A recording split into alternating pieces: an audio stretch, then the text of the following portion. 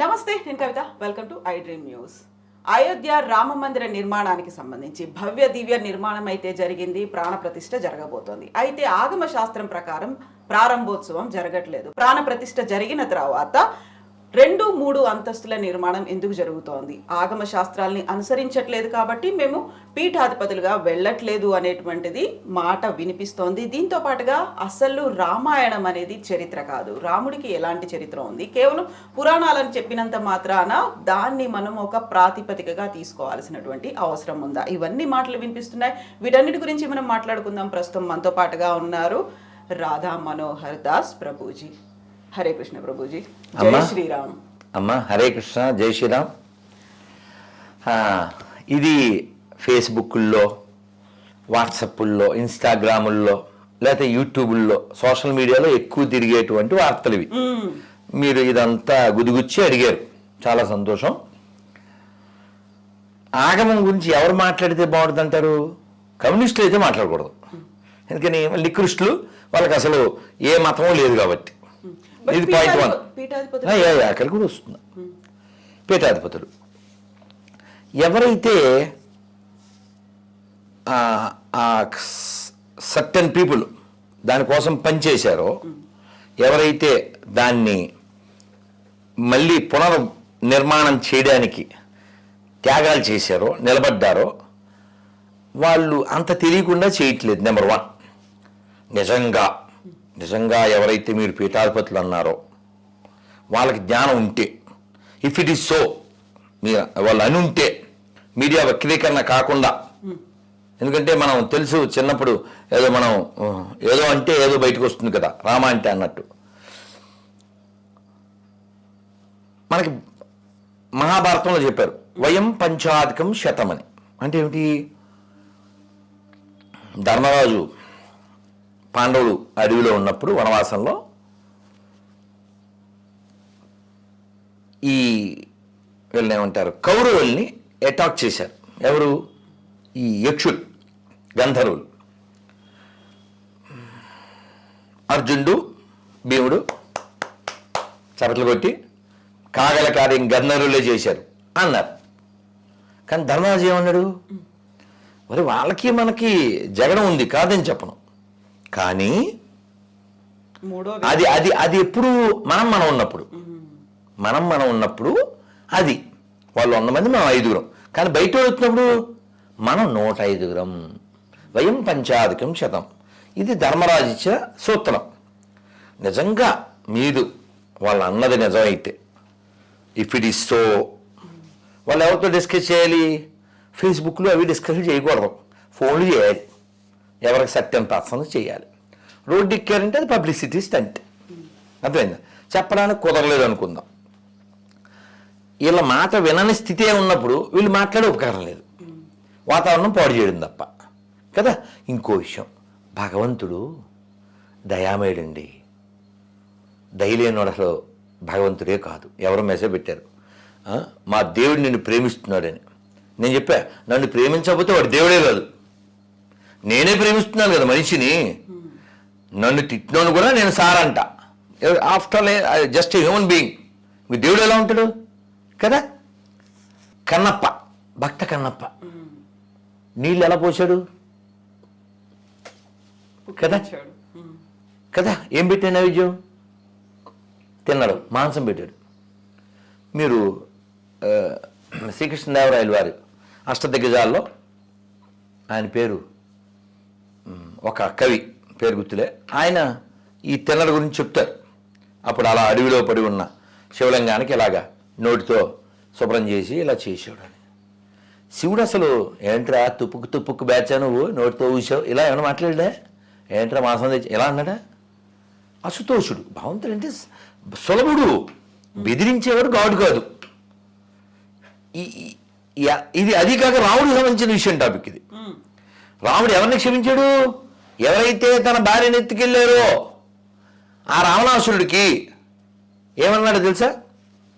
ఎవరో అడిగారు, ఏమండి మీరు విభీషణుడికి రాజ్యాభిషేకం చేశారు, ఆ సముద్రంలో నీళ్లు పోసేసేసి, ఏ ఊరది, మన రామేశ్వరం పక్కన ఉంది, ధనుష్కోటి. మరి ఇప్పుడు మీరు ఈయన సీఎం అని అనౌన్స్మెంట్ చేశారు, అక్కడ సీఎం ఇంకా చచ్చిపోలేదు. ఒకవేళ ఈ రావణాసురుడు లంక వదిలేసి సీతను వదిలేసి మీ కాళ్ళ దగ్గరికి వచ్చి సరెండర్ అయిపోతే వాట్ యు విల్ డూ అన్నారు. అని నోరు తెరవలే రాముడు. ఏం పర్లేదు, అయోధ్య ఇచ్చేస్తా. అది గట్స్ అంటే గట్స్ ఉన్నది ఇచ్చి కొడతాడు. సరే, మరి రావణాసురుడు చచ్చిపోయాడు. ఎన్ని మనం మెసేజ్ పెట్టినా మెసెంజర్ పంపినా వినలేదు వాడు. ఇతనికి అంత్యక్రియలు చేయమన్నారు విభీషణుడితో. నేను చేయను, వాడు చాలా మంచిది కాదు, హీ నాట్ కరెక్ట్ అన్నాడు. అప్పుడు రాముడు చెప్పాడు, you are not correct no, ఎందుకంటే మరణాంతరే నవైరం, చచ్చిపోయాక వైరం ఏమిటి, నువ్వు చేయకపోతే చెప్పు నేను చేసేస్తా. ఎందుకంటే you are my brother, you are like my brother, is also like my brother, because you are my brother. ఇది రాముడు శత్రువు పట్ల వ్యవహారం. శత్రువు పట్లే రాముడికి అంత కన్సర్న్ ఉంటే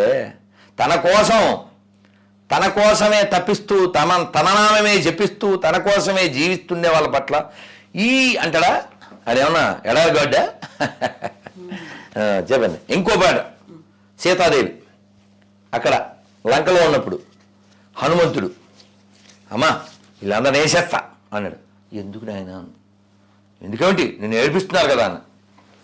ఎందుకు ఏడిపిస్తున్నారు, నేను ఇక్కడ ఉండబట్టి, నేను ఇక్కడ ఎందుకున్నాను. రావణాసుడు ఎత్తుకొచ్చాడు కాబట్టి. రావణాసుడు ఎందుకు ఎత్తుకొచ్చాడు, నేను జింక అన్నాను కాబట్టి. బికాజ్ ఆఫ్ జింక సీత వెంటూ లంక. అంటే సీతాదేవి అక్కడికి వస్తేనే సినిమా పూర్తి అవుతుంది, రావణాసురుడు అనే పాత్ర ముగిసిపోవాలి. ఎందుకంటే ఇంకా వెనక్కి వెళ్తే భాగవతంలో శాపం ఇవన్నీ ఉన్నాయి. ఇక్కడ సీతాదేవి మనకి ప్రతీక, మనకంటే జీవాత్మ. శ్రీభాష అప్పలాచార్యులు వారి పేరు విని ఉంటారు, మహానుభావులు చాలా స్పష్టంగా చెప్పారు రామాయణం. రాముడు పరమాత్మ, సీత జీవాత్మ, హనుమంతుడు గురువుగారు. గురువుగారు ఏం చేశారు, ఆత్మను తీసుకొచ్చి పరమాత్మతో కలిపారు. ఈ సీతాదేవితో హనుమంతుడు అమ్మ వెళ్ళి వేసేస్తా అన్నాడు. ఎందుకు వేసేస్తావు అంటే, నేను ఏడిపిస్తున్నారు కదా, నన్ను ఎందుకు ఏడిపిస్తున్నారు, నేను ఇక్కడ ఉండబట్టి, నేను ఇక్కడ ఎందుకున్నాను. జింక అడిగాను, ఆ జింక కోసం వాళ్ళు వెళ్ళేసరికి వీడి ఎత్తుకొచ్చాడు. మరి నేను జనకుడు కూతురుని కదా. జనకుడు అంటే ఎవరండి, జ్ఞానంలో తోపు, సుఖదేవుడికే జ్ఞానం ఇచ్చినాను. మరి అలాంటి ఆయన కూతురుని కదా, బంగారు జింక ఉంటుందా, ఆలోచించవచ్చు కదా. నేను ఆలోచించలేదే. అంటే సీతాదేవి మహాశక్తి, ఆవిడ అమ్మవారు, కానీ ఇక్కడ పాత్ర ఏంటి, ఆవిడ ఒక జీవాత్మక ప్రతీక. రాముడు దేవుడే, కానీ అక్కడ సార్ ఆయన సన్ ఆఫ్ దశరథ, మా ఇంటి ఆవిడ సీత, మా తమ్ముడు లక్ష్మణుడు ఇలాగే మాట్లాడాడు. మా ఊరు అయోధ్య, మీ దేవుడైనా వాళ్ళు చెప్పినా ఒప్పుకోలేదు ఈయన. ఎందుకంటే ఈ కేమ్ యాజ్ హ్యూమన్, ఆయన అలా ఉంటేనే వాడిని చంపగలడు. అది దాని విధానం అంతే. మరి కృష్ణుడు ఎలాగదే, పుట్టడమే రావడమే శంకుచక్ర గదా పద్మాలతో కనబడిపోయి ఎస్ ఆయన ద సుప్రీం అని వాళ్ళ అమ్మ చెప్పేశాడు. అది ఇంకా చివరి వరకు అలా ప్రూవ్ చేస్తూనే ఉన్నాడు. సరే, ఈ సీతాదేవి ఏముందో తెలుసా నాయన, వాళ్ళు నన్ను ఏదో తిడుతున్నారనో అరుస్తున్నారనో నువ్వు హట్ అయ్యావు నిజమే, కానీ వాళ్ళు ఎందుకు నన్ను అలా చేస్తున్నారు, వాళ్ళు they are following the rules of his orders, they are order carriers అంతే. వాళ్ళు జస్ట్ టూల్స్ ఆఫ్ రావణాసురుడు చెప్పాడు వాళ్ళు చేస్తున్నారు అని చెప్పి సీతాదేవి గొప్ప మాట చెప్పింది. నకశ్చిన్ అపరాధ్యతి. ఎవరన్నా రామాయణాన్ని ఫాలో అయితే సూసైడ్ చేసుకోరు, అంటే మైండ్ వీక్ అవ్వదు. నకశ్చిన్ అపరాధ్యతి అంటే లోకంలో తప్పు చేయని వాళ్ళు ఎవరైనా ఉంటారా, ఎవరిది ప్రశ్న, సీతాదేవి. అంటే ఎంత క్షమాగుణం చూడండి, ఎవరు తనని హింసించేవారి పట్ల. అసలు ఇది సీతాదేవి లక్షణం మాత్రమే కాదు, సహజంగా మనందరి బ్లడ్లో ఉంది అది. మనం ఎలాంటి వాళ్ళం, ఏదైనా నష్టం కష్టం అయితే ఏం చేస్తాం, పూర్వకర్మ అలా ఉంది అంటుంటే తలరా రాసి ఉంది. ఈ ఎక్కడ దాకా వద్దు. ఎప్పుడో సీతాదేవి ఎప్పుడో రాముడు వాళ్ళనిద్దరిని పూజించి 6 లక్షల ధనంతో గుడి కట్టిన రామదాసు గారు కూడా ఏం పాడారు, క్రూర కర్మములు నేరక చేసితి నేరములెంచకు రామా, దారిద్ర్యము పరిహారము నీయవే దైవ శిఖామణి రామ. అమ్మ విషయం ఏంటంటే రాముడు ఉన్నాడని కేవలం ఏదో అయోధ్య వాళ్ళు మాత్రమే నమ్మట్లే. ప్రపంచంలో చాలా చోట్ల నమ్ముతున్నారు, మన దేశం కాని చోట్ల కూడా నమ్ముతున్నారు. మనకంటే బాగా బాలి ద్వీపం, అక్కడ ముస్లింలుగా మారిపోయినప్పటికీ కూడా వాళ్ళ ఇళ్లలో ఇప్పటికీ సీతలు ఉన్నారు. ఓకే, ఇంకో విషయం, రాముడు దేన్ని బట్టి మనం మాట్లాడతాం? రామాయణాన్ని బట్టి మాట్లాడతాం. అలాగే మీరు రామభద్రాచార్యులు వారు ఇదే రామజన్మభూమి అని కన్ఫర్మ్ చేసిన వ్యక్తి పుట్టు అందుడు. కోర్టుకు వచ్చి సాక్ష్యం చెప్పారు. ఎలా కన్ఫర్మ్ చేశారు మీరు అని అడిగితే ఆయన ఋగ్వేదంలోంచి ఒక ఉదాహరణ ఇంకా మిగిలినవి చెప్తూ, చూడండి సరయూ నదికి ఎంత దూరంలో ఉంటుంది అని చెప్పారు. కోర్టు ఇంకొక మాట్లాడడానికి లేక తీర్పిచ్చారు. ఇంకోటి, పోని రామాయణమో లేకపోతే ఇంకోటి నువ్వు ఒప్పుకోకు కాసేపు, ఈ దేశానికి బాబర్కి ఏంటి సంబంధం? Babar is dacoit, దొంగడు.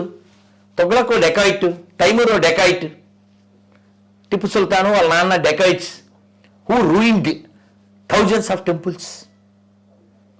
ఇప్పుడు దొంగోడికి మాకు సంబంధం ఏంటి? వాడి మతం ఏదైనా సరే, మందు మీ తమ్ముడు కొడితే ఏంటి, మా అన్నయ్య కొడితే ఏంటి, ఇద్దరు దొంగలే కదా. అది అయితే ఇక్కడ ఆగమాల్ని అనుసరించట్లేదు. ఇప్పుడు ఫస్ట్ 3 అంతస్తులో మీది ఇందాక అంటే మీరు చాలా లాంగ్ క్వశ్చన్ కొన్ని వచ్చినాయి. ఏది 3 అంతస్తుల ప్రాబ్లం ఏంటి? ఇప్పుడు 3 అంతస్తుల్లో భవ్య దివ్య రామ మందిర నిర్మాణం అని అన్నారు. ఇప్పుడు కేవలం గ్రౌండ్ ఫ్లోర్ మాత్రమే అయింది. 22వ తారీఖున అందులో బాలరాముడి ప్రాణ ప్రతిష్ఠ జరుగుతుంది. మిగతా ఫస్ట్ సెకండ్ ఫ్లోర్స్ అనేవి నిర్మాణం ఇప్పటికి జరగలేదు. అందులో ప్రాణ ప్రతిష్ఠ జరిగిన తర్వాత పైకి అలా హెవీ మెషినరీ వెళ్ళి లేకుంటే కాళ్ళతో తొక్కుతూ ఫస్ట్ సెకండ్ అంతస్తు, ఆ తర్వాత గోపురం, ఇవన్నీ నిర్మించడం అనేది. కలశం పెట్టేశారు నిన్న మొన్న, కలశం అయిపోయింది. సో హెవీ మెషినరీ వెళ్తుంది, కాళ్ళతో తొక్కుతారు, లేకుంటే ఇంత వర్క్ అనేది జరుగుతుంది. లోపల మనం అంత ప్రాణ ప్రతిష్ఠ చేసిన తర్వాత ఇవన్నీ చేయాల్సిన అవసరం ఏముంది? ఇంకా ఆగొచ్చు కదా. ఇన్ని వందల సంవత్సరాలుగా ఆగిన తర్వాత కోర్టు కేసు కూడా వచ్చి అది జడ్జిమెంట్ వచ్చిన తర్వాత హడావిడిగా జరపాల్సిన అవసరం. హడావిడి ఏం లేదు. కాలం నిర్ణయించుకుంది, ఇన్ని వందల సంవత్సరాలు ఆగింది, ఇప్పుడు ఎందుకు జరుగుతుంది? చూడండి, ఏదైనా మనకి సంస్కృతంలో మాట ఉంది, తేన వినా తృణాగ్రమపి న చలతి. ఇప్పుడు మీకు టైం ఎంతకి ఇచ్చాను? 11 to 12 అన్నా, కానీ మనం ఆల్మోస్ట్ 1 అయిపోయింది. ఇప్పుడు మీరు అనుకున్నట్టు నేను అన్నట్టు అవలేదే, అవునా? అవునా? సో తేన వినా తృణాగ్రమపి న చలతి అంటే అర్థం ఏంటంటే ఆయన ఆజ్ఞ లేకుండా గడ్డి పోచ కొస కూడా కదలదు. లేకుంటే చీమైనా కుట్టదు. కాబట్టి రాముడికి బిల్డింగ్ లేకపోతే ఇంత బిల్డింగు ఇంత విషయం జరుగుద్దా? నిన్న 14 లక్షల దీపాలతో రాములు వారిని చిత్రించారు, దీపాలతో, రంగురంగుల దీపాలతో. సో కొన్ని లక్షల మందికి ఉపాధి లభిస్తుంది, కొన్ని లక్షల కోట్ల వ్యాపారం జరుగుతుంది, లోకానికి శాంతి జరుగుతుంది కదా. ఇంకో విషయం, ఇప్పుడు ఎవరైనా అంటే ఇంకా మన ఎలిఫెంట్ వాక్స్ డాగ్స్ బార్క్స్ అది ఎప్పుడు ఉంటుంది. ఇప్పుడు రామ మందిరం ఎవరి వలన అయ్యింది అని ప్రశ్న వచ్చింది అనుకోండి, ఎవరెవరు త్యాగాలు చేశారో వాళ్ళ వలన అయ్యింది కదా. ఇప్పుడు ఎవరు కామెంట్ చేస్తున్నారో వాళ్ళ వలన అయితే అవ్వలేదు. There are comedy spoons. ఇప్పుడు ఎవడైతే కామెంట్లు గట్టి మీద కూర్చొని చేస్తున్నారో వాళ్ళ వాళ్ళ వాళ్ళ పార్టిసిపేషన్ అయితే లేదు కదా. నేను వెళ్ళాను అయోధ్యకి 92లో కరసేవకి, మళ్ళీ మళ్ళీ మళ్ళీ మళ్ళీ వెళ్ళా, మళ్ళీ మళ్ళీ వెళ్తా. ఇంకో విషయం, ఈ బల్ల ఎక్కడ పెట్టినా మా ఇష్టం, మీ ఇష్టం ఏం లేదు, ఇది మా ఇల్లు కదా. నువ్వు అవుతారో కదా, నువ్వు కనీసం నువ్వు